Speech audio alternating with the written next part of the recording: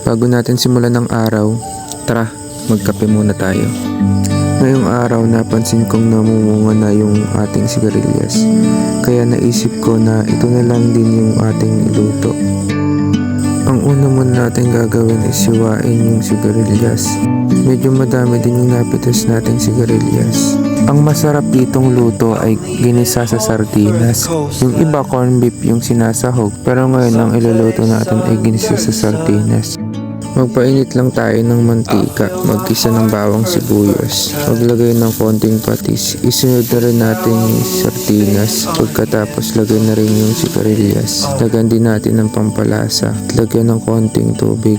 Habang iniintay natin maluto, magluto muna tayo ng itlog. Ito nga palang piniritong itlog ay para sa mga pamangkin ko dahil ito daw yung gusto nila.